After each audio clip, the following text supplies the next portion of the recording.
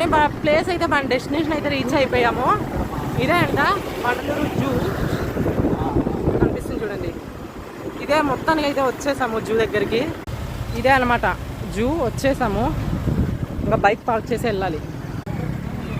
మార్వన్ 5 మొత్తానికి అయితే జూ దగ్గరికి వచ్చేసినాము. జూలో ఏంటి ఎలా ఉంది అనేసి పార్ట్స్గా వీడియోస్ చేస్తాను. Keep on watching. వచ్చేసి టికెట్ కౌంటర్ అనమాట. టికెట్ తీసుకుంటున్నాం బైక్కి, ఎంట్రెన్స్కి, అన్నిటికీ ఇక్కడే ఇస్తారంట టికెట్.